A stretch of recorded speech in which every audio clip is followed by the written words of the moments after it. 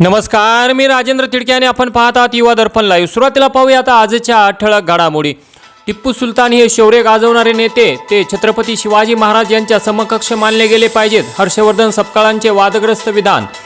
हर्षवर्धन सपकाळांना लाज वाटली पाहिजे, त्यांनी माफी मागावी। सीएम देवेंद्र फडणवीस। देवाभाऊ म्हणजे कामधेनू, त्यांना आमच्या मनातल्या इच्छा माहीत असतात। धनंजय मुंडे। शिवसेना आक्रमक झाल्याने मालेगाव उपमहापौरांच्या दालनातील टिप्पू सुलतानचे छायाचित्र अखेर हटवले आणि राष्ट्रवादी विलीनीकरणावर शशिकांत शिंदे यांचे आता नो कॉमेंट्स। अजितदादांची चूक झाली असे म्हटले असेल तर माझे शब्द मागे घेतो। आणि आता बातमीपत्र बीड जिल्ह्याचं आणि राज्यातील इतर घडामोडींचं सविस्तर। राज्याच्या पशुसंवर्धन विभागामार्फत परळी येथे महापशुधन एक्स्पोचे उद्घाटन राज्याच्या मंत्री पंकजाताई मुंडे यांच्या हस्ते आज संपन्न झाले। यावेळी आमदार धनंजय मुंडे व राज्यातून विविध पशु प्राणी या प्रदर्शनात मोठ्या संख्येने सहभागी झाले होते। यावेळी महिलांच्या व्यावसायिक उत्पन्नातून त्या लखपती व्हावेत या दृष्टिकोनातून त्यांच्याही वस्तूंचे प्रदर्शन व विक्री यावेळी सुरू होती। यावेळी मंत्री पंकजा मुंडे यांनी सहभागी झालेल्या सगळ्या स्टॉलला भेटी देत माहिती करून घेतली। तर यावेळी मंत्री पंकजाताई मुंडे म्हणाल्या की केवळ नोकरीच्या मागे न लागता गावातील तरुणांनी मालक बनावे यासाठी आम्ही लवकरच मुख्यमंत्री ग्रामीण पशुधन उद्योजक योजना आणत आहोत। महिलांना लखपती दिदी बनवण्यासाठी शासनाकडून 0% व्याजावर कर्ज उपलब्ध करून देत आहोत। तसेच पशुसंवर्धनाला कृषीचा दर्जा देणारे महाराष्ट्र हे देशातील पहिले राज्य होय। हा दर्जा दिल्याबद्दल मुख्यमंत्री महोदयांचे पंकजाताई यांनी आभार मानले।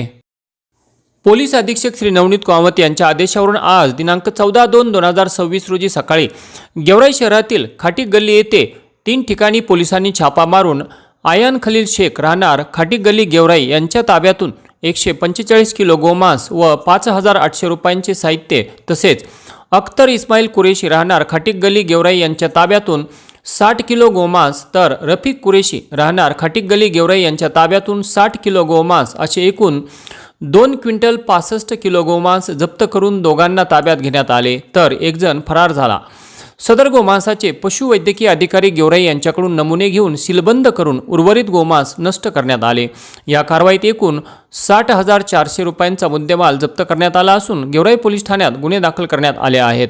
सदरची कारवाई ही पोलीस अधीक्षक श्री नवनीत कामत, अपर पोलीस अधीक्षक श्री सचिन पांडकर, SDPO श्री अनिल कटके, PI किशोर पवार यांच्या मार्गदर्शनाखाली API Satish Kotkar, API Annasaheb Pawar, API Deepak Lanke, police हवालदार चंद्रशन माळी, दिलीप सरवदे, हंबर्डे, जितेंद्र ओव्हाळ आणि गोरक्ष डोके यांनी मिळून केली। पोलीस कॉन्स्टेबल महादेव बबन केदार नेमणूक परळी ग्रामीण पोलीस ठाणे हे दिनांक 12/2/2026 रोजी डायल 112 या आपत्कालीन सुविधेकरिता कर्तव्यावर असताना गोविंद गजेंद्र भारती राहणार हेळम तालुका परळी याने त्याची पत्नी रोहिणी ही बेपत्ता झाल्याची माहिती दिली। म्हणून केदार यांनी पोलीस कॉन्स्टेबल तुळशीराम परतवाड यांना सोबत घेऊन सदर इसमाची भेट घेतली असता तो इसम दारू पिलेला अवस्थेत आढळून आला। तसेच त्याच्या दारूच्या व्यसनाला कंटाळून त्याची पत्नी माहेरी राहत असल्याची माहिती मिळाली। तसेच त्याला स्वतःला देखील याबाबत कल्पना होती, तरी देखील त्याने दिनांक 11/2/2026 रोजी डायल 112 वर कॉल करून त्याची पत्नी बेपत्ता झाल्याची तक्रार दिली होती। परंतु त्यावेळी ड्युटीवर असलेले पोलीस हवालदार PV वाले यांनी त्याला खोटी माहिती न देण्याबाबत तोंडी समज दिली होती। तरी देखील त्याने पुन्हा डायल 112ला कॉल केल्यामुळे पोलीस कॉन्स्टेबल केदार व परतवाड यांनी त्यास ताब्यात घेऊन त्याने डायल 112 वर कॉल करून पोलिसांना खोटी माहिती दिली म्हणून त्याच्याविरुद्ध परळी ग्रामीण पोलीस ठाण्यात गुन्हा नोंद करण्यात आला आहे। तर बीड पोलिसांच्या वतीने नागरिकांना आवाहन करण्यात येत आहे की डायल 112 ही सुविधा आपत्कालीन सुविधा असून त्यावर कॉल करून खोटी माहिती दिल्यास अशा इस्मांविरुद्ध कठोरात कठोर कायदेशीर कारवाई करण्यात येईल। गेवराई तालुक्यातील तलवाडा येथील गाव तलाव संरक्षण भिंतीलगतच्या अतिक्रमण उठवण्यासंदर्भात स्वाभिमानी शेतकरी संघटनेचे उपयुवा जिल्हाध्यक्ष शेख खिजर जैनुद्दीन व जयदेव शिंगणे यांनी वेळोवेळी आंदोलन करत मागणी केली व त्या मागणीची दखल घेत तलवाडा ग्रामपंचायत व पंचायत समितीच्या वरिष्ठ अधिकाऱ्यांनी अतिक्रमण उठवण्यात येईल असे आंदोलकास लेखी आश्वासन देऊन अतिक्रमणधारकांना नोटिसा देखील काढल्या, परंतु अतिक्रमण उठवल्या जात नसल्याने शेख खिजर व जयदेव शिंगणे यांनी प्रजासत्ताक दिनी जलसमाधी आंदोलन करून आपली मागणी लावून धरल्याने आंदोलनस्थळी पंचायत समितीचे पदाधिकारी उनवणे, तलवाडा ग्रामपंचायतचे प्रशासक चोपडे व ग्रामसेवक मुसळे यांनी जलसमाधी आंदोलन मागे घेण्याची विनंती करत अतिक्रमणधारकांना महिनाभरात 3री नोटीस देऊन अतिक्रमण काढू असे लेखी दिलेले असतानाही आता मुसळे व चोपडे यांनी आंदोलकास लेखी कळवले की तलवाडा गाव तलाव हे आमच्याकडे येत नसून तेथील अतिक्रमण हे 20-25 वर्षापूर्वीचे आहे.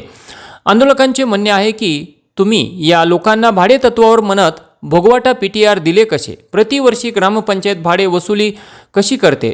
माशांचा लिलाव कसा केला जातो? त्याचबरोबर या भाडे तत्वावर दिलेल्या जागेवर विनापरवाना पक्की बांधकामे कशी झाली? या जागेची खरेदी विक्री व्यवहार व फेरफार कोणत्या अधिकाराखाली केले? हे प्रकरण तुमच्याकडे येत नव्हे तर यापूर्वी अतिक्रमणधारकांना स्वतःहून अतिक्रमण काढून घेण्यासंदर्भात 2-2 नोटिसा तुम्ही काढल्या कशा? तसेच अतिक्रमण उठवण्यात येईल असे लेखी आश्वासन कशाच्या आधारे दिले? या सर्व मुद्द्यावरून अतिक्रमणधारक व तलवाडा ग्रामपंचायत यांच्यात मोठी आर्थिक तडजोड झाली असावी अशी चर्चा तलवाडा येथे असून या दोन्ही अधिकाऱ्याविरोधात स्वाभिमानी शेतकरी संघटना राजू शेट्टी यांच्याशी चर्चा करून लवकरच मोठे आंदोलन करणार असल्याचा इशाराही शेख खिजर जैनुद्दीन व जयदेव शिंगणे यांनी दिला आहे.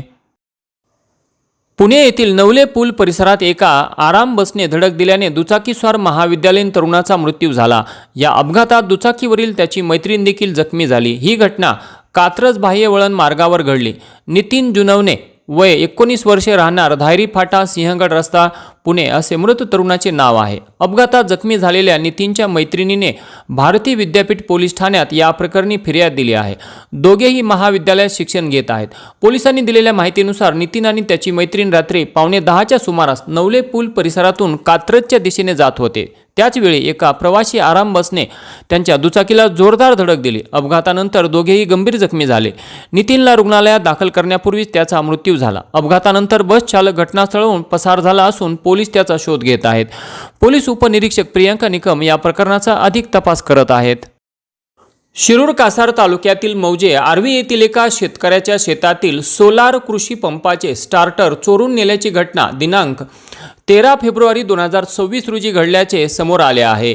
शिरूर कासार तालुक्यातील आर्वी येथील शेतकरी प्रल्हाद सीताराम जाधव वय 65 वर्षे यांनी शिरूर पोलीस ठाण्यात दिलेल्या फिर्यादीत म्हटले आहे की मी मौजे आर्वी येथे माझी पत्नी व एक मुलगा असे कुटुंबासह राहत असून आम्ही शेती करून आमच्या कुटुंबाची उपजीविका भागवतो.